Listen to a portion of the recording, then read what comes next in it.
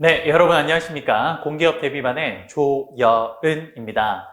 오늘은요, 우리 공기업 대비반 경영학에서요, 첫 번째 출발 과목으로 회계에 대해서 함께 공부해 보도록 하겠습니다. 여러분, 우리가 예를 들어서 사람들끼리의 어떤 소통을 하기 위해서 가장 중요한 게 뭡니까? 여러분들의 어떤 현재 정서 상태나 감정의 상태, 이런 것들을 알려주는 그 전달하는 툴이 뭐죠?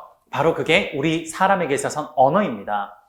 기업도요, 기업이 현재 어떤 상태에 있는지를, 그것을 알려주는 기업의 언어가 있어요. 그게 뭐냐? 바로 회계입니다. 그래서 우리 회계라고 생각하면요, 어때요? 좀 너무 숫자가 많으니까, 정말 골머리 아파. 혹은, 회계 싫어. 이렇게 이야기하는 친구들이 많아요. 하지만 여러분, 우리 회계를 모르면요, 절대 기업을 알 수가 없어요. 왜냐? 여러분들의 심정이나 감정을 말이 아닌 어떤 방법으로 표현할 수 있는 방법이 있을까요?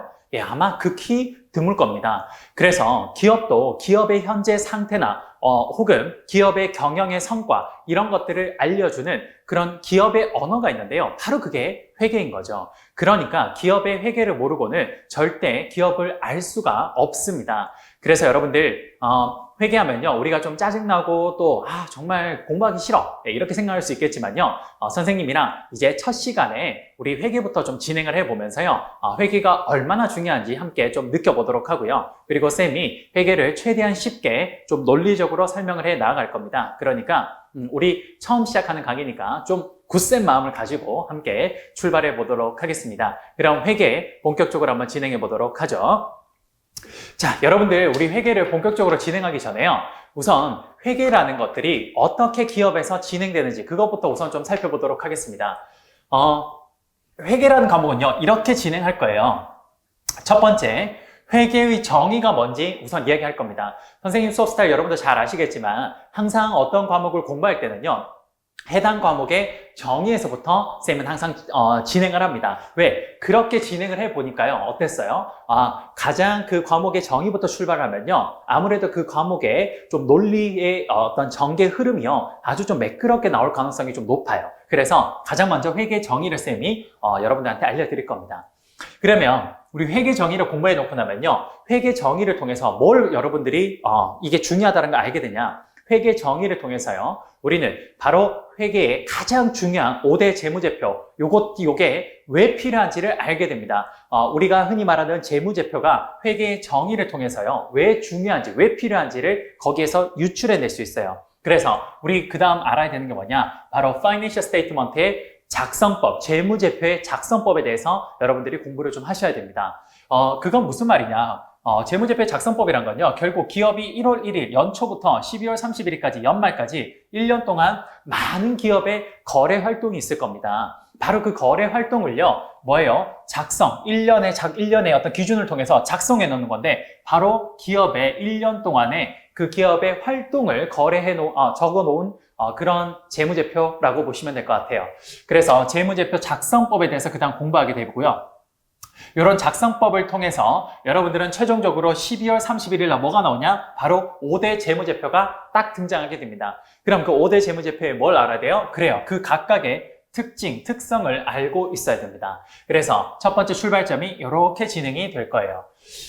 그런데 Financial Statement의 특징, 요거까지 공부하고 나면요, 여러분들, 우리 요 재무제표는 누가 작성하는 거냐면요, 일반적으로 기업의 회계팀이나 재무팀이 요것들을 작성하게 돼요. 그러면 그 사람들은 누구예요? 그 사람들은 회사 안에 있는 뭡니까? 내부자죠, 내부자. 여러분, 내부자는 회사의 실적을 가급적이면 어떻게 표현하고 싶어 할까요? 그렇죠, 여러분.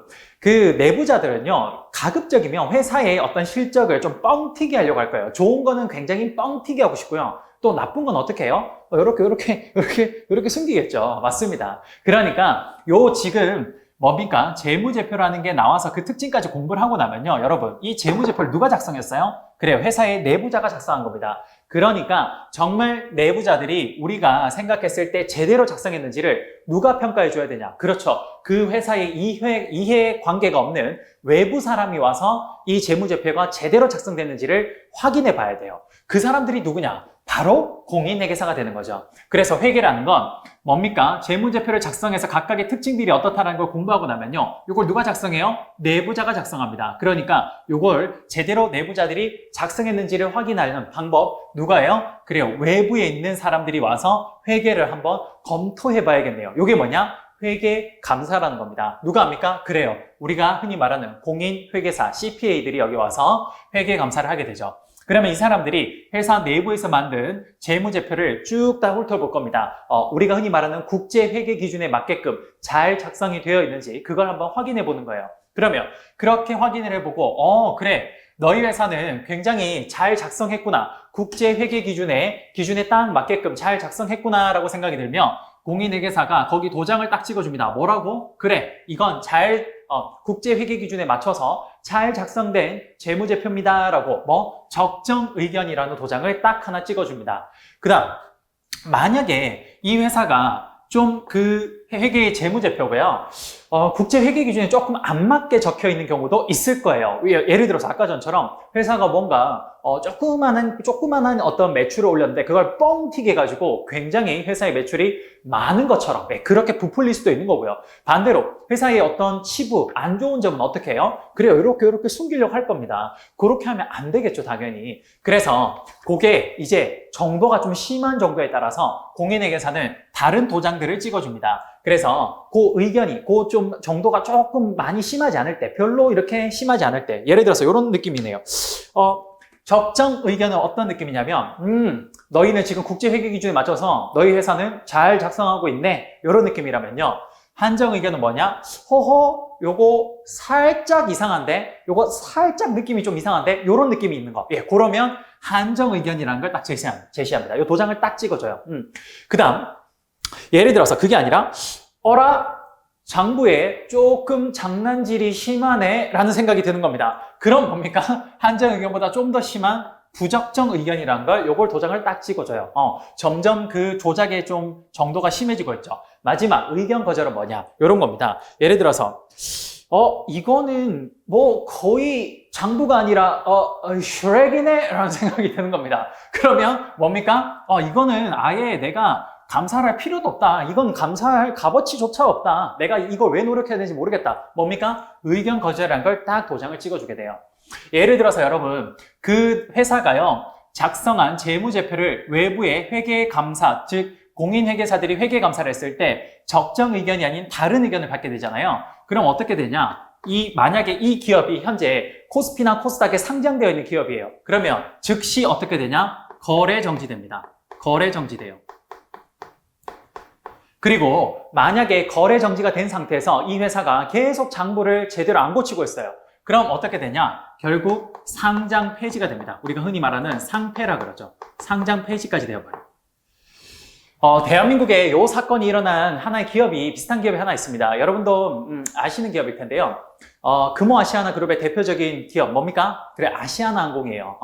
아시아나항공이 그 당시에 쌤이 알기로는 이 한정 의견인가 부적정 의견 이 둘 중에 하나를 받게 되었습니다. 그래서 그날 공인회계사가 와서 감사를 했는데 좀 장난질이네 라는 생각이 좀 드는 거죠. 그래서 공인회계사가 한정 의견이나 부적정 의견 둘 중에 하나를 딱 줬는데 그날 바로 아시아나항공이 어떻게 됐냐? 그래, 바로 그 코스피 시장에서 거래가 딱 중단이 되어버렸습니다. 그리고 난 뒤에는 이제 이게 아시아나항공 같은 경우는요, 이 회계를 다시 재정정을 해서 그 다음에 다시 거래가 재개되긴 했는데 시장에서는 이 시그널을 어떻게 받아들였냐? 이렇게 받아들였습니다. 이거 좀 아시아나항공 좀 문제 있는 거 아니야? 라고 생각을 해서 투자자들이 어떻게 해요? 이거 망할 수도 있겠다 라고 생각이 들어서 전부 다 팔자, 전부 다 세일을 외쳤습니다. 그러다 보니까 거래 정지되고 난 뒤에 거래 정지가 풀린 그날 완전 아시아나항공이 하한가로 이렇게 추락을 하게 되었죠. 그리고 금호아시아나는 박상구 회장이 워낙에 경영을 좀 방만하게 경영을 해서 지금 부채가 장난이 아닙니다. 말 그대로 회사 전체가 빚더미에 앉아 있어요.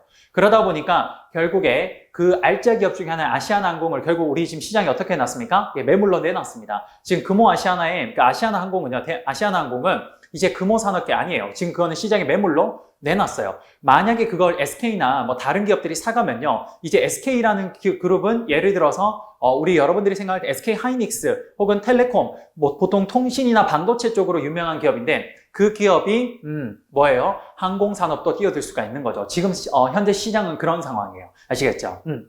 이런 의견들이 가끔씩 발생합니다. 실제 얼마 전에 우리나라에 발생했던 현상이라고 보시면 될 것 같아요. 이해되십니까? 예. 그래요. 그러면 회계감사를 통해서 그 기업이 만든 재무제표가 적정 의견이라는 걸 딱 도장을 받은 기업의 재무제표만 이제 뭘 해야 됩니까? 이걸 가지고 외부에다가 공시해야 됩니다. 그래요. 이제 국제 공인된 회계 기준에 맞춰서 잘 작성되었다고 외부 사람이 감사까지 해서 그래, 요거는 이제 쓸만해 라고 딱 이제 도장을 찍어줬으니까 이제 기업은 이걸 이용하고자 하는 사람들한테 어떻게 해야 되냐? 그래요. 외부에 공시해줘야 됩니다. 그래서 외부 공시를 하게 됩니다. 우리나라는요, 금융감독원에 있는 전자공시 시스템이라는 다트라는 시스템에다가 기업들이 요거 공개하게 되어 있어요. 여러분들 나중에 시간이 되신다면 우리 네이버 창에다가요, 금융감독원 전자공시 시스템이라고 딱 치면요, 혹은 다트라고 치면요, 여러분들 바로 이렇게 적정 의견을 받은 기업들의 재무제표를 여러분들 아주 손쉽게 뭐예요? 여러분들 확인할 수 있습니다. 대한민국이 정말 많은 것들이 안 좋다라고 이야기를 하지만 정말 자본시장에서 투명하고 좋은 것 중에 하나가 뭐냐? 바로 이거예요. 기업의 공시 시스템이 너무나 투명하고 잘 되어 있습니다. 이건 세계 그 어떤 나라에서도 찾아보기가 힘들어요. 이게 언제 만들어진 거냐면 전두환 전 대통령 때 만들어진 건데요. 전두환 전 대통령이 많은 잘못된 그런 행동을 많이 하긴 했지만요. 경제에서 그나마 그 당시에 어떤 독재 정치를 가지고 하나 잘한 게 있다면 이겁니다. 기업의 회계 시스템을 많은 사람들이 이용할 수 있게끔 만들고 그걸 아주 투명하게 만들었다라는 거. 요거는 정말 잘한 일 중에 하나죠. 그렇게 해서 적정 의견을 받은 기업들에 한해서만 외부 공시 시스템에다가 외부 공시를 하게 되는 겁니다. 이해되십니까? 그러면 이제 이렇게 외부 공시를 하게 되면요. 누구나 우리나라 국민 아닙니다. 전 세계 그 어떤 사람들도요. 누구나 여기 와서 그 회사의 재무제표를 확인할 수 있습니다. 그 기업의 언어라고 말하는 바로 회계를 누구나 무료로 손쉽게 열람할 수가 있어요. 그러면 거기에 이제 많은 회계의 정보들이 담겨 있을 겁니다. 재무제표에. 그러면 그걸 이용하는 사람들 대체적으로 누구냐? 일반적으로 그 기업에 투자하고자 하는 그런 사람들이 많아요. 그럼 그런 사람들이 그 기업에 있는 언어, 회계의 다양한 정보들을 보고 이제 어떻게 해야 될까요? 그래, 그걸 보고 활용할 수 있어야 됩니다. 요런 것들을 예를 들어서 그 부분이 예를 들어 매출 채권이 너무 높다. 그러면 일단 기본적으로 매출이 좋은 상태긴 한데 그게 회수되는 게 굉장히 늦다면 기업이 흑자 돌산할 수 있겠네 라고 본인이 그렇게 다양한 지표들을 보고 활용을 할 수 있어야 됩니다. 그걸 가지고 뭡니까? 자신이 그 기업이 현재 상태가 어떤지를 추측할 수 있는 거예요. 이해되십니까? 바로 그래서 마지막 단계에 해야 되는 게 뭐냐? 회계 지표의 활용 방법에 대해서 여러분들이 공부하셔야 됩니다. 이해되십니까? 여러분들이 혹시 경영학과 학생이라면요. 아마 여러분들 회계 원리랑 중급 회계, 그 다음에 고급 회계 요 세 가지를 아마 여러분들 경영학과 학생들은 필수 과목으로 거의 많이 수업을 들을 거예요. 여러분들 요 세 가지가 뭐냐? 바로 요겁니다. 그 세 가지가 첫 번째 회계 원리는요. 바로 회계 정의부터 시작해서 Financial Statement, 재무제표의 작성법에 대해서 알려주는 겁니다. 바로 이 두 개에 대해서 알려주는 게 뭐냐? 그게 바로 회계 원리가 돼요. 이게 바로 회계 원리가 됩니다. 그러면 중급 회계, 고급 회계는 뭐가 되냐? 중급 회계, 고급 회계는요. 뭡니까? 재무제표를 작성하는 일부분과 대부분은 재무제표의 각각의 계정 과목의 특징에 대해서 알려주는 거예요. 이게 뭐냐? 중급 회계와 고급 회계라고 보시면 됩니다. 일반적으로 중급 회계는 뭐냐? 개별 기업 하나에 대해서 알려준다면 고급 회계는 기업과 기업 두 개가 서로 연결되었을 때 어떻게 이런 것들을 작성하고 그거의 특징은 어떤 건지 알려주는 게 바로 고급 회계라고 보시면 될 겁니다. 일반적으로 우리 생각하는 회계 원리 중급 회계, 고급 회계는 바로 이 위쪽에 있는 내용들을 전부 이야기하고 있는 거라고 보시면 될 것 같아요. 이해되십니까? 그러면 회계감사는요. 공인회계사들은 이러한 원리를 바탕으로요. 여기서 내부적으로 작성한 것들을 감사해서 적정 의견을 받은 것들만 외부에 공시하게 되고 마지막으로 그 공시한 걸 많은 사람들이 회계 지표를 통해서 활용해서 그 기업의 현재 상태가 어떻고 미래가 어떻게 될지를 예측하게 되는 거죠. 이해되십니까? 그렇네요, 여러분. 이게 바로 그 기업이 회계를 하는 일련의 과정들인데요. 이 과정에서 보시면 기업의 정보를 바로 회계라는 걸 통해서, 즉 재무제표라는 걸 통해서 알려주고 있네요. 이해되십니까? 바로 요 과정을 거친다라고 보시면 될 것 같습니다. 그런데 우리는요, 지금 공기업 심화반이 아니기 때문에 통합반이기 때문에요. 우리는 지금 여기 작성법에 대해서는 주로 이야기하지 않을 겁니다. 우리는 주로 특징에 대해서 간단하게 좀 설명하고 나머지 것들에 대해서 전반적인 의견들에 대해서 쭉 한번 설명드려보도록 하겠습니다. 이해되십니까? 예, 됐어요. 이렇게 회계는 진행한다라고 보시면 될 것 같습니다. 됐습니까? 그러면 지금부터 하나씩 좀 진행해 보도록 하겠습니다. 자, 하나씩 좀 진행해 보죠. 우선 첫 번째로 회계의 정의에 대해서부터 한번 진행해 보도록 하겠습니다. 회계의 정의. 자, 회계의 정의가 뭡니까? 라고 선생님한테 물어보면요. 다음과 같이 이야기를 합니다. 뭡니까? 회계는요, 의사결정자의 의사결정에 유용한 정보를 제공하기 위한 일련의 과정을 우리는 회계라고 합니다. 다시 한번 해볼게요. 회계가 무엇입니까? 라고 선생님한테 물으면요. 회계는요, 의사결정자의 의사결정에 유용한 정보를 제공하기 위한 일련의 과정을 우리는 회계라고 한다라고 보시면 될 것 같습니다. 자, 바로 이 정의에서부터 우리 회계 과목을 출발해 보도록 하겠습니다. 한번 볼게요. 자, 보세요, 여러분. 회계란요, 의사결정자의 의사결정에 뭘 제공해야 돼요? 유용한 정보를 제공해야 되는 겁니다. 맞습니까? 그러면 일단 가장 먼저 의사결정자가 누가 있는지 한번 보도록 하겠습니다. 일반적으로 우리 회계 정보를 이용하는 의사결정자는 3대 의사결정자가 있다라고 이야기를 해요. 첫 번째 누구냐? 외부의 투자자들이 있습니다. 여러분들 나중에 취업을 하시고 나면요. 아마 직장인이 되고 나면 여러분들이 그 본업으로 하는 여러분들이 일 못지않게 정말 열심히 하는 게 있을 거예요. 그게 뭐냐? 재테크예요. 우리가 그 월급만 받아서 그렇게 해서 정말 집도 살 수 있고 하는 그런 시대에 살고 있으면 얼마나 좋을까요? 근데 대한민국이 그렇지 못하죠. 여러분 지금 대한민국에요. 서울 안에서 살고 싶으면요. 최소 10억 이상이 없으면 절대 집 하나를 살 수가 없습니다. 뭐 강북, 강남 모든 걸 떠났어요. 서울 안이라는 그 메리트 하나만으로도요. 지금 10억 이상이 없으면 절대 집 한 채를 조그마한 집 한 채를 산다는 건 사실 불가능해요. 근데 여러분 10억이요? 이게 말이 좋아 10억이지 여러분. 월급 받으시는 분들이요. 평생을 모아도 10억을 못 모아요. 쌤이 예전에 한번 계산을 해보니까요. 월급을 받는 우리 흔히 말하는 월급쟁이라고 하죠. 이 월급쟁이들이요. 자기가 그 취업을 처음 해서 예를 들어서 요즘 취업이 좀 늦으니까 30대, 30에 딱 취업했다고 해보죠. 그때부터 해서 한 20년인가 25년 정도를요. 한 푼도 쓰지 않고 모아야 한 그 정도 돈이 나와요. 그 정도 돈이요. 사실 거의 불가능에 가깝죠. 불가능해. 예. 그러다 보니까 워낙 이 주거 문제가 대한민국 서울에서 너무 힘들다 보니까 직장인들이 월급만으로는 절대 생활이 안 되죠. 또 대한민국의 주거 문제 못지않게 문제가 뭡니까? 그 사교육 문제. 이 두 개가 대한민국은 너무나 큰 문제예요. 그러다 보니까 우리가 이제 직장인들이 월급만 가지고는 생활이 안 되니까 가장 많이 하는 게 뭐냐? 사실은 재테크를 엄청 많이 해요. 근데 부동산이 대한민국의 엄청 큰 재테크 수단이라는 건 다 아는데 그걸 하려니까 그거는 웬만큼 돈이 많지 않고는 실제 엄두도 못 냅니다. 여러분 100만 원 들고 와서 뭐 부동산 뭐 하나 살 수라도 있을까요? 전혀 없죠. 그러니까 적은 금액 가지고도 투자를 하기 가장 용이한 게 뭐냐? 그게 바로 주식이에요. 그래서 정말 많은 직장인들은 사실 주식에 목을 맵니다. 예. 그래서 쌤도 해외 주식 그 트레이더로 일을 할 때는요. 정말 어디에 강의를 가면 모든 직장인들이 저한테 끝나고 난 뒤에 와서 물어봐요. 뭐 사야 돼요? 라고 물어봐요. 예. 말 그대로 정말 그 재테크에서 주식을 빼놓고는 이야기를 할 수가 없습니다. 그럼 바로 그 주식을 하려는 사람들, 주식 투자하는 사람들, 물론 대한민국에 재테크로 주식 투자하는 사람 중에 회계의 재무제표를 제대로 활용할 수 있는 사람 거의 없다고 봐요, 쌤은요. 네. 그런데 사실 그런 사람들이 정말 봐야 될 게 뭐냐? 바로 이겁니다. 이 회계의 재무제표를 정확히 볼 줄 알아야 돼요. 이걸 볼 줄 알면 정말 남들이 볼 수 없는 좋은 정보를 여기서 많이 끄집어낼 수 있거든요. 그래서 그 첫 번째, 회계의 재무제표를 이용하는 가장 첫 번째 사람도 누구냐? 바로 외부 투자자들입니다. 그래요. 우리 같은 일반적으로 재테크하려는 사람들도 있고요. 혹은 그 기업에다가 대규모 자금을 투자하려고 하는 기관 투자자들도 있을 거고요.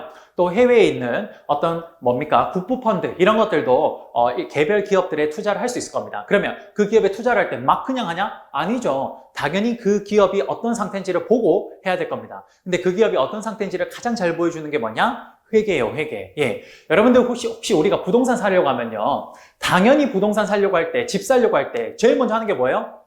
그 집 실제로 가보죠. 가서 보고 집 상태가 어떤지를 한번 확인을 해보고 그 다음 사죠. 어떤 같은 사람들이 어떤 같은 사람들이 집을 한번 보지도 않고 그냥 그거 살게요. 이런 사람이 어디 있겠습니까? 대한민국에 아무리 부자라고 해도 그렇게는 하지 않아요. 당연히 그 부동산을 살 때 집이 위치에 어디 있는지 또 집 상태가 어떤지 당연히 다 볼 거예요. 말 그대로 기업에 투자를 한다는 건 내가 기업의 사업에 동업자가 되는 건데요. 당연히 거기 투자할 때 기업이 어떤지 봐야죠. 예, 그러니까 그 기업이 어떤지를 볼 때 실제로 방문해서도 볼 수 있겠지만 가장 좋은 게 뭐냐? 그래요. 그 기업의 일단 재무제표를 보는 겁니다. 그럼 손쉽게 그 기업이 어떤 상태인지를 좀 빠르게 감을 잡을 수가 있어요. 그래서 의사결정자의 첫 번째 누가 있냐? 외부의 투자자들이 있다는 거죠. 이해되십니까? 그 다음 두 번째 또 의사결정자 누가 있냐면요. 이런 사람도 있어요. 내부 관리자들도 당연히 여기 의사결정자에 해당이 될 겁니다. 예를 들어서 기업에 가장 중요한 두 사람이 있어요. 누가 있냐? 최고 경영자 CEO랑 그 다음에 최고 재무 담당자 CFO가 있습니다. 이 두 사람들은요. 기업의 어떠한 의사결정을 할 때 가장 먼저 보는 게 뭐냐? 바로 기업의 회계의 정보들을 보려고 합니다. 회계 재무제표를 많이 봐요. 쌤도 실제 삼성증권에 있을 때요. 삼성증권이 어떠한 큰 프로젝트를 수행하거나 어떠한 일을 할 때 항상 CFO, 최고 재무 담당자는요. 아침마다 밑에 부하 직원들한테 그날에 그 회사의 뭡니까? 재무제표를 가지고 오라 그래요. 그래서 계속 그걸 보면서 숫자로 업데이트를 해가죠. 그러면서 그 숫자 추이가 어떻게 변하는지 혹은 이 비율이 어떤 식으로 변해가는지 이런 것들을 끊임없이 공부를 합니다. 그래야 그 기업이 정말 괜찮은 기업인지를 감을 잡을 수가 있어요. 실제 여러분 나중에 회사를 하는 데 가보시면요. 나는 정말 숫자가 싫어서 그래서 마케팅팀 왔어요. 저는 정말 숫자가 싫어서 인사팀 왔어요. 아주 후회하실 겁니다. 기업이라는 것은요, 그 어떤 부서를 가도요, 기업은 숫자로 이야기하고, 숫자로 판단하고, 숫자로 결정할 수 있어야 됩니다. 예, 기업은 정말 그런 곳이에요. 저도 뭐 숫자가 싫어하는 사람 아니었긴 하지만, 정말 기업이라는 데 들어가 보니까, 마케팅팀, 마케팅 뭐 전략 이런 거 필요 없습니다. 뭐 전부 다 당연히 숫자로 이야기해야 돼요. 물론 그런 전략을 활용은 하긴 하지만, 최종 보고서에는 그래서 얼마 벌었는데, 예, 이렇게 물어봐요. 그러니까 항상 숫자가 가장 중요한 포인트가 됩니다. 아시겠죠? 여러분 그래서 지금부터라도 우리 요거 공부하면서라도 좀 숫자와 여러분들 좀 미리미리 친해진다면 나중에 여러분 취업하셔서 아주 도움이 많이 되실 거예요. 아시겠죠? 그래서 두 번째 회계의 의사결정자 누가 있냐? 내부 관리자가 있다는 거 요거 하나 기억해 두시고요. 그 다음 마지막 의사결정자 누가 있냐? 바로 정부가 있습니다. 정부는 왜 기업의 회계 재무제표 요 정보를 이용을 하냐? 바로 그 기업에다가 적절한 뭡니까? 세금을 부과하기 위해서. 그래요. 정부의 세무당국은 왜 회계 정보를 이용하냐? 바로 적절한 법인세, 세금을 부과하기 위해서 이용을 한다는 겁니다. 대표적인 회계 정보의 의사결정자, 즉 이용하는 사람 3명이 외부 투자자, 내부 관리자, 정부의 세무당국이라고 보시면 됩니다. 이해되십니까? 자, 그래서 잠깐 보면요. 이 외부 투자자, 내부 관리자, 정부의 세무당국 세 군데 이 의사결정자들이 있는데요. 일단 내부 관리자는 말 그대로 우리 내부 안에 있는 뭐 사장님이나 그냥 최고 재무 담당자분들입니다. 그러다 보니까 이 사람들은 그냥 우리끼리 그냥 마음만 먹으면 언제든 이야기할 수 있고 언제든 뭐 모르는 거 있으면 그 직원한테 가서 물어보면 되는 거죠. 예를 들어 사장님이 보시다가 뭐 좀 잘 모르겠다? 그러면 어이 김대리 잠깐 올라올래? 예, 올라와요.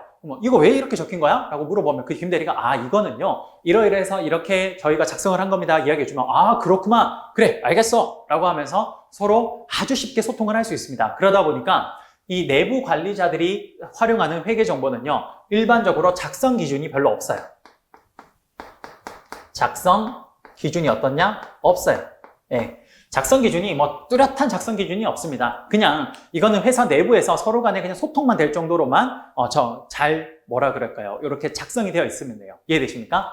반면에 외부 투자자들은요. 그건 우리 회사가 요 재무제표를 회계 정보를 밖으로 내놓으면요. 그 사람들이 이걸 보다 잘 모르겠어요. 이게 왜 이렇게 작성되는지 모르겠어요. 그러면 회사에 전화 와서 이 김대리 잠깐 올래? 라고 하면서 그러면 생선가게 아저씨가 있어요. 그럼 갑자기 삼성전자에 요 재무제표를 보는데 작성 기준이 없는 상태에서 막 적혀 있습니다. 그러면 잘 모르겠으니까 김대리 잠깐 와서 이거 좀 뭔지 설명 좀 해줄래? 이게 가능할까요? 안 되죠. 예, 안 됩니다. 이게 불가능하기 때문에요. 외부에 불특정 다수에게 이러한 정보를 제공할 때는요. 반드시 일정한 기준이 필요합니다. 그래서 외부 투자자들한테 제공하는 회계 정보는요. 당연히 여기는 작성 기준이 있습니다. 작성 기준이 있어요. 그 다음에 정부의 세무당국 같은 경우는요, 뭐, 이거는 작성 기준이 뭐, 있다라고 할 수도 있고, 없다라고 할 수도 있는데, 어쨌든 뭐, 우리는 작성 기준이 있다고 한번 해보죠. 그래서, 외부 투자자 가장 중요한 건 이거예요. 외부 투자자들의 여기가 가장 중요한 거죠. 여기가 가장 중요합니다. 사실상 회계를 좁은 의미로 정의하면요, 의사 결정자 누구를 위한 거냐? 이 외부 투자자들을 위한 겁니다. 외부 투자자. 그래서 우리가 이 외부 투자자들한테 작성 기준을 통해서 제시하는 그 회계가 뭐냐? 그게 뭐냐? 그게 재무회계입니다. 재무회계. 우리가 흔히 말해서 회계라고 하면요, 바로 이 재무회계를 말하는 거예요. 재무회계. 그럼 작성 기준은 뭐냐? 작성 기준은 현재 국제회계 기준인 IFRS라는 요 기준을 활용을 하고 있습니다. IFRS. 그 다음, 내부 관리자들이 활용하는 요 회계는요, 우리가 여러분들 한 번쯤 경영학 학생들은 들어봤을 수도 있어요. 뭐냐? 그게 바로 원가 관리 회계입니다. 그래서 일반적으로 원가관리 회계는요, 작성 기준이란 게 따로 없어요. 그래서 참 재밌게도요, 회계의 재무 회계를 전공하신 교수님들한테, 뭡니까? 나중에 여러분 뭐 배우시겠지만, 회계에서 분기 한번 떠보세요라고 하면요, 똑같이 뜹니다. 근데 원가관리 회계하신 그 교수님들한테 분기 한번 해보세요라고 하면요, 각자 스타일이 다 달라요. 왜? 작성 기준이 없어서 그래요. 네, 이렇다고 보시면 됩니다. 그 다음, 정부 세무당국에는 작성 기준이 있다? 뭐가 있냐? 요렇게 해서 나오는 게 뭐냐? 세무회계예요. 당연히 이건 세무 기준이 되겠죠.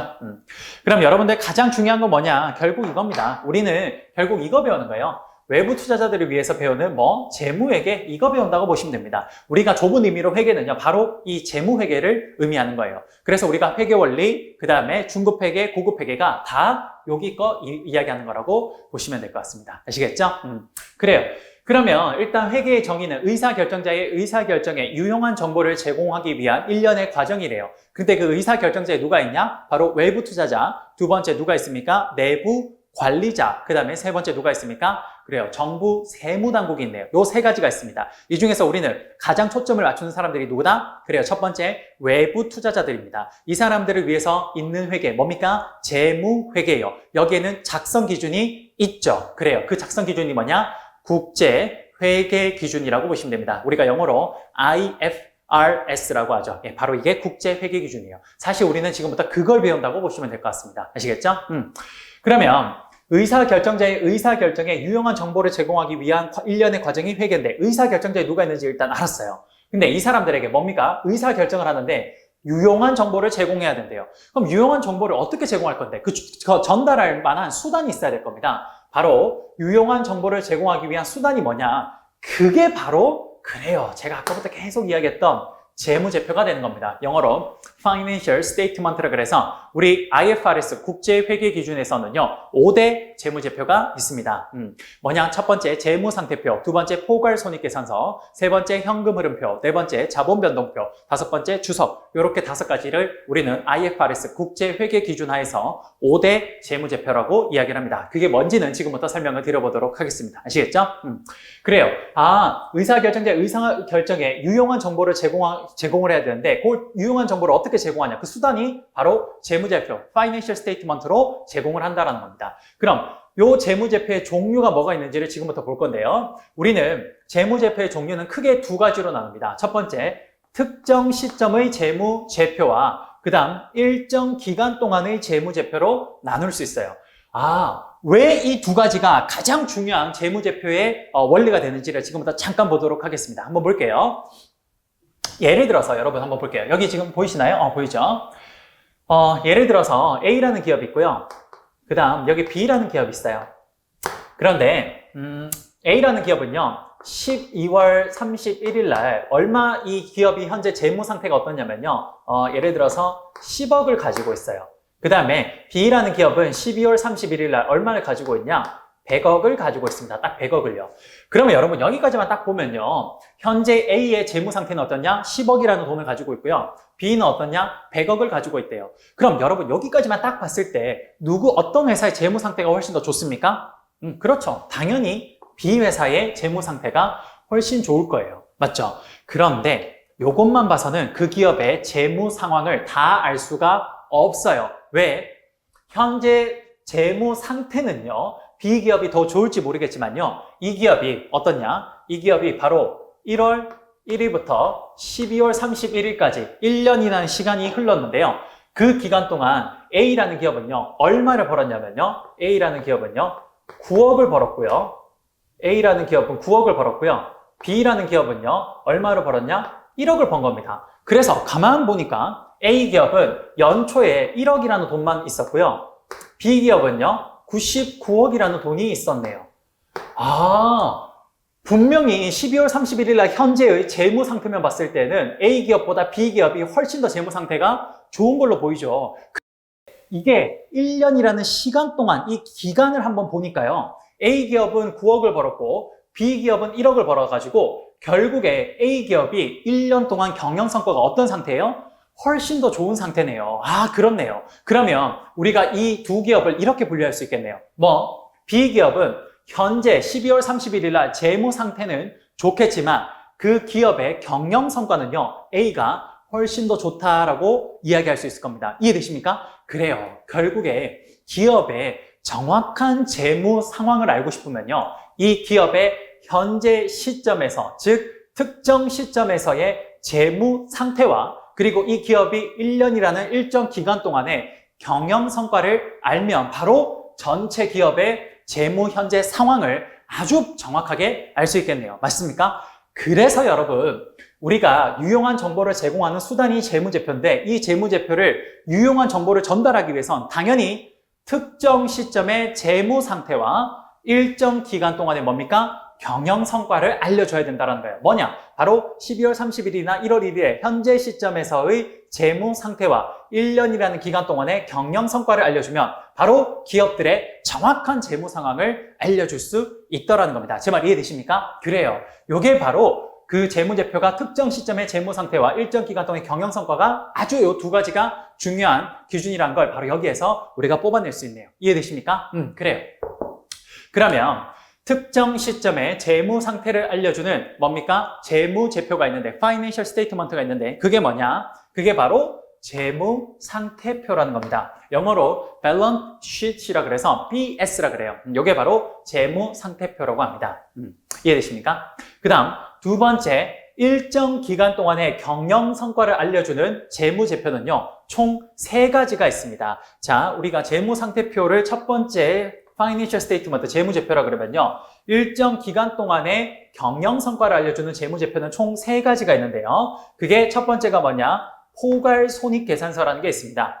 이게 뭐냐? 영어로 Income Statement라 그러는데요. 바로 기업의 1년 동안의 경영 성과를 알려주는 바로 재무제표라고 보시면 될 것 같습니다. 그 다음 또 일정 기간의 경영 성과를 알려주는 또 재무제표가 있는데 그건 세 번째 뭐가 되냐? 현금 흐름표라는 게 있습니다. 이건 뭐냐? 일정 기간 동안에 그 기업에서의 실제 현금의 유출입을 알려주는 바로 재무제표라고 보시면 될 것 같아요. 됐습니까? 그 다음 마지막 네 번째 뭐가 되냐? 바로 자본 변동표라는 게 있습니다. 뭐냐? 일정 기간 동안요, 그 기업의 주주들의 돈에 해당되는 게 뭐냐? 그게 바로 자본이에요. 그래서 그 자본이 어떻게 변동해 가는지에 대해서 알려준 거, 그게 뭡니까? 자본 변동표예요. 그래서 우리가 일반적으로 재무제표는요, 특정 시점의 재무상태표와 일정 기간 동안의 포괄손익계산서, 현금흐름표, 마지막 자본변동표, 이렇게 4가지가 있습니다. 그런데 우리 국제회계 기준에서는요, 요 4가지 말고 한 가지 더를 플러스해서 5대 재무제표를 이야기하고 있습니다. 그 마지막이 뭐냐? 바로 주석이 해당되는 거예요. 노트라는 겁니다. 이게 왜 이렇게 들어온지는 잠시 후에 설명을 드려보도록 하죠. 아시겠습니까? 그래요. 그러면 우리 이제 뭐 볼 거냐? 그래요. 회계의 우리가 정의를 통해서 회계 의사결정자에는 누가 있고 그 사람들에게 유용한 정보를 뭐로 전달한다? 재무제표, Financial Statement로 전달한다. 요거까지 이야기했습니다. 그럼 그거의 종류가 지금 요 5가지가 있다라고 이야기를 했습니다. 그럼 우리 어떻게 공부해야 돼요? 이제 요거 하나씩을 특징들을 쭉 공부하면 되는 겁니다. 이해되십니까? 그렇게 하면 우리 어디까지 보는 거냐? 바로 회계의 정의를 통해서 Financial Statement 작성법 우리가 했다라고 가정하고 그 다음 그 특징에 대해서 지금 공부한다라고 보시면 될 것 같아요. 그럼 요거 특징이 끝이 나고 나면 회계 감사가 이루어지고 요걸 통해서 적정 의견을 받은 재무제표들만 외부 공시될 거고 최종적으로 회계 지표를 활용하는 방법을 여러분들 공부하게 될 겁니다. 이해되십니까? 그래요. 그러면 지금부터 특정 시점의 재무 상태를 알려주는 재무 상태표에 대해서 함께 살펴보도록 하겠습니다. 자, 한번 볼게요. 우리 재무 상태표는요, 다음과 같이 표시를 합니다. 어떻게 하냐면요, 이렇게 T 모양을 딱 그려요. 이렇게 T 모양 그려서요, 지금 보시면 왼쪽에 여기는요, 자산이란 걸 적고요, 오른쪽에는 부채와 아래쪽에 자본이란 걸 적습니다. 그리고 여기 가운데 이 재무제표가 재무상태표입니다 라는 걸 알려주기 위해서 밸런스시트를 이렇게 적고요, 왼쪽에는 땡땡 기업의 재무제표입니다 라고 해서 기업의 이름을 적어주고, 그리고 이 기업의 언제 시점, 뭡니까? 특정 시점이기 때문에 언제의 그 재무상태인지를 알려주는 바로 2019년 1월 1일 이렇게 시점을 적어주게 됩니다. 그리고 난 뒤에 자산, 부채, 자본을 쭉 적어주면 되는 거예요. 이해되십니까? 그러면 그 기업에 왜 이게 재무상태를 알려주는지를 함께 보도록 할게요. 볼게요. 예를 들어서 선생님이 얼마 전에 집을 하나 샀어요. 물론 이거는 농담입니다. 제가 진짜 집을 샀으면 저도 좋겠네요. 예, 나중에 집 살려면 한참 멀었어요, 저도. 예. 근데 어쨌든 쌤이 최근에 집을 하나 샀다라고 해보죠. 제가 집을 샀는데 얼마를 주고 샀냐? 10억을 주고 샀습니다. 10억을. 근데 10억을 주고 살 때 전부 다 제 돈이었냐? 아니에요. 제 돈 3억이랑 뭐예요? 은행에서 대출 7억을 받아서 총 10억이라는 돈을 마련해서 어떻게 했습니까? 그걸로 집을 샀습니다. 집을 사고 난 뒤에요, 친구들을 불렀어요. 그랬더니 친구들이 와서, 와, 여운아, 여기 집 되게 좋다. 이거 얼마 주고 샀니? 그랬을 때 제가 이렇게 이야기를 할까요? 이 집은 10억 주고 샀는데, 여기 보면 방이 3개잖아. 그 중에 하나만 내 거고 2개는 국민은행 거야. 이런 이야기를 하나요? 아니죠. 예를 들어서 화장실에 저기 수도꼭지만 내 거고 나머지는 다 국민은행 거야. 이런 얘기를 하나요? 안 하죠. 맞습니까? 바로 이겁니다. 내가 어떤 집을 살 때는요, 그 집을 산 거에 대한 그 법적인 소유권은 일단 저한테 있는 거예요. 근데 그 집을 살 때 자금을 어떻게 조달해 왔냐? 바로 남의 돈과 내 돈으로 우리가 자금을 조달해 온 겁니다. 그걸 알려주는 게 뭐냐? 그게 지금 내 집을 어떤 식으로 샀는지 자금의 조달 상태까지 딱 알려준 게 뭐냐? 그게 재무상태표예요. 무슨 말이냐? 자산이 뭐냐? 방금 내가 산 집입니다. 바로 내가 산 집, 법적인 소유권이 나한테 있는 것들이 바로 여기 왼쪽에 오게 되는 거죠. 그럼 내가 집을 10억을 주고 사면 그 집은 어떻게 산 거냐? 자금을 부채, 남의 돈으로 7억 가져오고, 그리고 내 돈으로 누굽니까? 3억 가져온 거예요. 그래요. 그렇게 하면 현재 나의 재무 상태를 아주 정확하게 보여주네요. 뭡니까? 내가 집이라는 돈 10억, 요거 집을 살 때 어떻게? 남의 돈 7억과 내 돈 3억을 가지고 요 시점에 딱 샀다라는 게 한눈에 딱 보이네요. 그래서 요게 재무 상태, 특정 시점의 재무 상태를 알려주는 거구나. 그래서 우리가 재무 상태표라고 이야기를 하는 겁니다. 이해되십니까? 그래요. 그래서 자산, 부채, 자본이 있는데, 자산은 내가 부채랑 자본을 통해서 이 자금 조달을 통해서 실제로 산 거, 그거 이야기하는 거고, 부채는 남의 돈, 자본은 내 돈이라고 보시면 됩니다. 일반적으로 여기 자본을 형성하는 사람들이 누구냐? 바로 그 기업의 주식을 사고 있는 주주들 거예요. 주주들. 예, 그래서 일반적으로 그 회사의 주식을 갖고 있는 주주들의 돈은 바로 여기에 올라오는 거고, 그리고 부채는 뭐냐? 기업이 예를 들어서 은행에서 돈 빌려줘. 예, 그런 것들은 전부 다 부채라고 보시면 될 것 같습니다. 그럼 은행에서 빌려온 돈과 주주들이 낸 돈, 내 돈 가지고 요거 두 개가 합쳐지면요, 그걸 가지고 내가 자산에 투입할 수가 있겠네요. 이해되십니까? 그래요. 요게 바로 재무상태표예요. 자, 우리가 재무상태표는 자산, 부채, 자본이라고 하는데요. 여기서 당연히 이러한 식 하나가 나옵니다. 뭐냐? 보세요. 여기 자산은요. 자, 여러분 지금 보이시나요? 보이죠? 자산은요, 이런 식이 하나 나옵니다. 부채 플러스 자본이다. 이렇게 하나씩이 나와요. 이렇게 하나 나옵니다. 이게 무슨 말이냐? 자산은 부채랑 자본 더한 거래요. 이게 뭐 이상한 거예요? 너무 당연하죠. 내가 집 10억 주고 살면 남의 돈 7억이랑 내 돈 3억 주고 샀으니까 10억은 3억 더하기 7억. 당연히 그렇게 나오겠네요. 이걸 우리 뭐라 그러냐? 재무상태표 등식이라고 합니다. 이게 억지예요? 아니죠. 너무 당연한 겁니다. 그래서 재무상태표는요, 왼쪽의 합과 오른쪽의 합이 항상 같아야 됩니다. 그게 뭐냐? 재무상태표 등식이라는 거예요. 자산은 뭡니까? 부채 플러스 자본이다. 내가 산 아파트 가격은 은행에서 빌린 돈과 내 돈이다. 예, 그렇게 보시면 될 것 같아요. 이해되십니까? 그래요. 이게 바로 재무상태표 첫 번째 내용이고요. 자, 재무 상태표는요, 크게 다시 두 가지로 나눕니다. 유동자산과 비유동자산으로 나눌 수 있는데요. 자, 유동자산은 뭐냐? 1년 이내에 현금화가 가능한 자산들이에요. 대표적인 게 뭐가 있냐? 실제 현금, 현금이 있고요. 매출 채권도 있고요. 그 다음에 재고자산, 이런 것들이 있습니다. 그 다음에 비유동자산은요, 1년 이내에 현금화가 불가능한 자산들을 의미해요. 그래서 여기에 뭐가 있냐? 대표적으로 유형자산, 뭡니까? 뭐 기계 사고, 혹은 뭡니까? 토지 같은 거 사고, 이런 것들, 그런 것들이 전부 다 유형자산이고요. 그 다음, 무형자산은 뭐냐? 이런 거죠. 특허권, 저작권, 이런 거, 상표권, 눈에 보이지 않는 그런 것들이 전부 다 무형자산이라고 보시면 될 것 같아요. 이해되십니까? 그래요. 자산을 보통 이렇게 결정이 된다는 거 좀 보시면 될 것 같습니다. 물론 이거 말고 쌤이 여러분 교재에다가 아주 자세하게 많이 적어놨습니다. 그 순서대로 여러분들이 좀, 어떤 계정 과목들이 바로 유동자산에 해당되는지, 비유동자산에 해당되는지를 좀 보시면 될 것 같습니다. 아시겠죠? 그 다음, 부채는 다시 뭐로 나누냐? 유동부채와 비유동부채로 또 나눈대요. 자, 유동부채는 뭐냐? 유동부채는 1년 이내에 갚아야 되는 부채가 바로, 그 빌려온 돈이 바로 뭡니까? 유동부채예요. 1년 이내에 갚아야 되는 겁니다. 그럼 비유동부채는요? 그렇죠. 1년 이내에 갚지 않아도 되는 부채를 우리는 비유동부채라고 합니다. 물론 여기 안에도 다양한 계정 과목들을 쌤이 교재에 다 적어놨으니까 여러분들이 좀 보고, 요게 비유동부채고 요게 유동부채구나, 이 정도 감만 잡으시면 돼요. 아시겠죠? 그 다음 마지막 자본, 요건 뭡니까? 그래요, 주주들이 실제로 돈을 납입한 금액입니다. 여기에 해당되는 게 뭐냐? 자본금이랑 자본잉여금이라고 있는데, 원래 자본금 밑에 자본잉여금이 있어야 되는데요, 쌤이 지금 지면이 부족해서 그냥 옆으로 적었습니다. 그 다음에요, 이익잉여금이라 그래서 요게 나중에 포괄손익계산서랑 연결이 되는 파트가 하나 있어요. 그 다음에 기타 포괄손익 누계, 요것도 마찬가지로 나중에 포괄손익계산서에서 연결이 됩니다. 마지막 자본조정이라는 게 있습니다. 이런 것들이 바로 자본을 이룬대요. 이해되십니까? 바로 여기 자본과 관련된 거 있죠. 요거를 아주 자세하게 알려주는 표가 있는데, 그게 뭐냐? 그게 바로 자본변동표입니다. 요거는 다음 시간에 함께 보도록 하죠. 요게 바로 여러분 재무상태표라고 보시면 될 것 같아요. 이해되십니까? 그 기업의 현재 특정 시점에 재무의 상태를 알려준다. 그래서 우리는 재무상태표 이렇게 봅니다. 이해되십니까?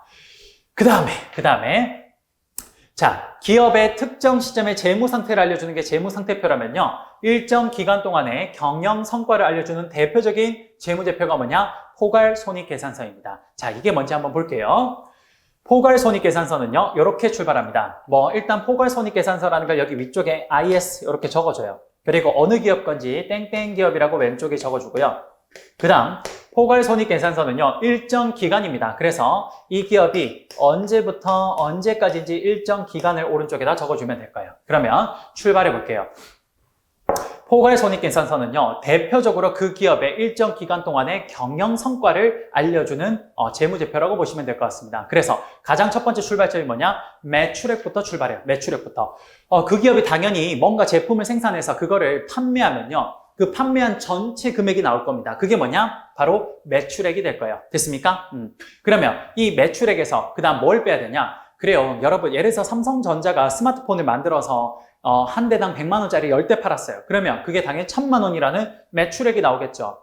그 다음에 뭐가 여기서 빠지냐면요, 그 핸드폰 만들 때 들어갔던 원가가 있죠. 원가. 그게 바로 매출 원가라고 합니다. 예를 들어서 그게 50만 원이었다. 그러면 대당 50만 원씩 10대니까 500만 원이라는 원가가 들었네요. 그럼 1000만 원에서 500만 원을 빼면 될 겁니다. 또 그 다음 뭐 빠지냐? 그 다음 이 제품을 판매하거나 이 제품을 재고를 했을 때 관리하거나 이런 과정에서 들어갔던 잡다한 비용들이 있을 겁니다. 그게 뭐냐? 판매 관리비, 우리 줄여서 판관비라고 하는데요, 바로 이 판관비도 매출액에서 빼주면 될 거예요. 그러면 이렇게 빼면 뭐가 나오냐? 가장 중요한 이익이 나오네요. 뭡니까? 영업이익이라는 게 나옵니다. 영업이익이라는 게 나와요. 이게 정말 중요해요. 여러분들 나중에 신문 기사 같은 거 보면요, 모든 기업들이 분기마다 실적 발표를 하게 되는데요, 그때마다 나오는 이익이 뭐냐? 바로 이 영업이익입니다. 수많은 이익이 있는데 그 중에서 영업이익이 항상 신문에서 나오는 크기라고 보시면 돼요. 왜? 이 영업이익은요, 그 기업의 바로 피자의 크기가 결정되는 순간이라고 보시면 될 것 같습니다. 자, 왜 그런지는 지금부터 잠시 후에 볼게요. 왜 그런지, 이게 왜 중요한지를 잠시 후에 설명드리도록 하겠습니다. 그 다음, 자, 매출액에서 매출원가 빼고 판관비 빼니까 영업이익이라는 게 나오네요. 이게 굉장히 중요하대요. 이게 뭐냐? 이게 바로 그 기업의 피자의 크기를 나타내는 거래요. 자, 그럼 여기서 이제 뺍니다. 여기서 첫 번째 뭐가 빠지냐? 이자 비용이 빠져요. 기업이 은행에다 대출해서 받았던 금액 있죠. 그 대출금에 대한 이자 비용을 지급해야 되죠. 그 이자 비용을 뺍니다. 그럼 이자 비용을 빼면요, 법인세 차감 전 영업이익이라고 해요. 그러면 여기에서 이제 그 다음 뭘 빼냐? 기업이 정부에다 내는 세금, 그게 뭐죠? 법인세입니다. 그거를 빼요. 그럼 뭐가 나오냐? 당기 순이익이라는 게 나와요. 예전에는 요게 굉장히 중요했죠. 요게 굉장히 중요했습니다. 하지만 IFRS로 바뀌면서 그 이외에 기타 포괄손익이란 걸 당기 순이익에 더해서 최종적으로 총포괄손익, 총포괄이익이란 걸 맨 마지막에 만들어내요. 여기까지 하면 요게 바로 뭡니까? 그 기업의 경영 성과를 알려주는 뭐예요? 그래요. 포괄손익계산서라는 겁니다. 여기가. 그러면 여러분 딱 보시면 그 기업이 전체 휴대폰을 100만 원짜리 10대 팔았다? 그럼 매출액이 1000만 원. 거기에서 들어간 재료비, 원가가 500이었다? 그럼 그 500 빼고, 그 다음에 판매 관리하는 데 들어가는 비용이 100만 원이었다? 그럼 100만 원 빼면, 그러면 400만 원이라는 영업이익이 나오네요. 맞죠? 그럼 여기에서 이자비 빼고 법인세 빼면 당기순이익이라는 게 나오네요. 일반적으로 여러분들은 당기순이익 정도까지만 일단 기억하시면 될 것 같아요. 그러면 딱 기업이 최종적으로 남는 이익이라고 보시면 될 것 같습니다. 맞습니까? 그러면 왜 영업이익이 제일 중요하냐? 이게 여러분 사실 그냥 막 이렇게 나온 게 아니고요. 여기에 굉장히 회계의 원리가 있습니다. 한번 볼게요. 왜 여기서 법인세를 먼저 안 빼고 굳이 이자 비용을 빼고 그 다음 법인세를 빼고 마지막으로 당기순이익이 나오는지를 한번 잠깐 볼게요. 여러분들 우리가 재무상태표라는 거 만들 때요. 왜 굳이 부채가 위에 있고 자본이 밑에 있을까요? 자본을 위에 적어도 되고 부채를 밑에 적어도 상관없을 텐데. 그쵸? 엄밀히 말하면 IFRS는 이런 형식을 꼭 갖춰야 된다는 그 법이 없어요. 근데 우리가 일반적으로 지금 수업 목적으로는 이렇게 하는구나 라고 좀 기억하시는 게 좋을 것 같습니다. 아시겠죠? 왜냐면 그 너무 형식 없는 상태로 여러분들 공부를 하시면 지금 초판기에 너무 헷갈리기 때문에 이런 형태로 적는 거구나 기억만 하시면 될 것 같습니다. 아시겠죠? 왜 부채가 위에 오고 자본이 밑에 오냐? 바로 이거예요. 요 부채가 위에 있는 이유는요. 만약에 이 기업이 파산을 하게 돼요. 그러면 기업이 가지고 있는 공장 혹은 토지, 기계 이런 것들을 자산을 팔게 될 겁니다. 그럼 그 자산을 어느 정도 돈으로 회수하면요. 그걸 가지고 이제 이 사람들한테 돈을 갚아줘야겠죠. 내가 빌린 돈을 갚아줘야 될 겁니다. 바로 그 빌린 돈을 어떤 순서대로 갚냐? 바로 위에서부터 아래 순으로 갚아가는 거예요. 그럼 가장 먼저 갚아줘야 되는 사람들 누구냐? 그래요. 남의 돈, 부채입니다. 여기서부터 갚아가는 거예요. 위에서부터 이렇게 갚아가서 나중에 최종 남는 돈을 자본에서 갚아주게 되는 겁니다. 이해되십니까? 그래서 항상 요 위쪽에 있는 순서대로 이 기업에 대해서 자녀 재산에 대한 청구권을 갖게 돼요. 그러다 보니까 보세요. 부채, 은행에서 돈 빌려온 게 부채죠. 그럼 그거에 대한 대가로 우리가 은행이 지급해야 되는 게 이자입니다. 그래요. 그래서 영업이익에서 가장 먼저 이자가 빠지는 거예요. 그래서 이 이자 비용은요, 바로 부채를 사용한 거에 대한 대가가 되는 겁니다. 가장 위에 있다 보니까 가장 첫 번째로 빠지게 되네요. 그럼 영업이익에서 이자 비용을 빼고 나니까 법인세 차감 전 영업이익이 되죠. 그 다음 여기에 누가 들어가냐? 그래요. 부채 다음에 그 실제 자본을 납입한 주주들이 그 다음 나오는데 요 사이에 여러분 줄이 하나 그어져 있죠. 이렇게.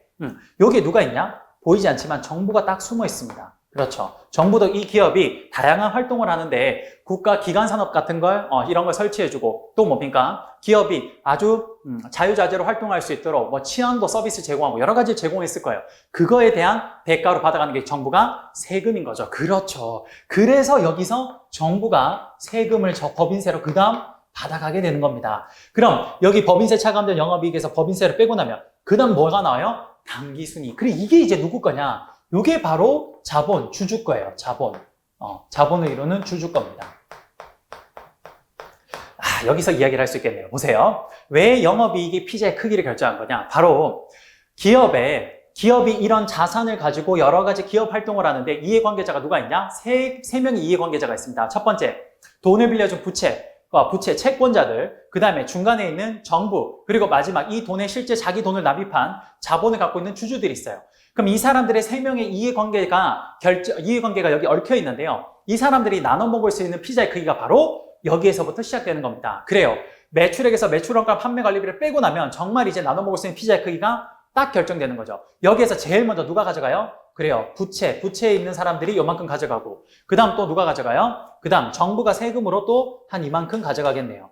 그럼 나머지 이 전체 크기 요게 누구 거냐? 요게 바로 주주의 몫이 되겠네요. 이해되십니까? 그래서 여기 포괄손익계산서는 그러한 이유로 요 순서대로 이렇게 비용을 적는구나 기억하시면 될 것 같습니다. 이해되십니까?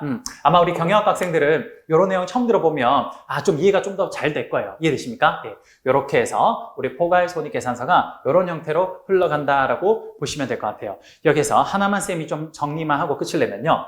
요 지금 나오는 당기순이익은요, 나중에 어디에 흘러가냐면요. 자, 재무상태표가 1월 1일이죠. 그 다음 1년이 쭉 지나는 동안 포괄손익계산서에서 알려줍니다. 그 다음 12월 31일에 재무상태표가 여기에 나올 거예에 그럼 12월 31일에 재무상태표가 여기라고 잠깐 이야기를 하면요. 당기순이익은 어디로 흘러가냐? 바로 이익잉여금으로 흘러 들어가고요. 그 다음 기타 포괄손익이란 건 어디 흘러가냐? 기타 포괄손익 누계액으로 이렇게 흘러 들어갑니다. 재무상태표와 뭡니까? 포괄손익계산서가 이런 식으로 연결이 된다라는 걸 여러분들이 확인할 수 있겠네요. 이해되십니까? 그래서 여러분들 앞으로 어떤 신문기사를 보면요. 그 기업들의 항상 분기별 분기별 그 실적 발표를 나오는데요. 항상 기준이 되는 이익이 뭐냐? 영업이익입니다. 삼성전자도 항상 영업이익이 전년 동기 대비 몇 퍼센트 포인트 올랐다 이런 식으로 나와요. 그게 바로 영업이익이 가장 중요한 이유가 뭐냐? 바로 피자의 크기가 결정됐기 때문입니다. 어떤 사람도요. 이 피자의 크기가 크게 만드는 것에 대해서 이견을 달 사람은 아무도 없습니다. 이걸 일단 최대한 크게 만들고 난 뒤에 그 다음 어떻게 이거를 나눠 가질지 그걸 가지고 항상 이야기하게 되는 거예요. 이해되십니까? 그래서 여기까지 재무상태표와 포괄손익계산서에 대해서 설명을 드렸습니다. 이해되십니까? 네. 그러면 다음 시간에는요, 우리 현금흐름표와 자본변동표, 그리고 주석까지 이렇게 설명을 드리고, 그 다음 요 5가지 5대 재무제표가 실제 하나의 그림에서 어떻게 연결이 되는지를 함께 살펴보도록 하겠습니다. 고생 많으셨고요. 다음 시간에 또 뵙도록 하겠습니다. 감사합니다.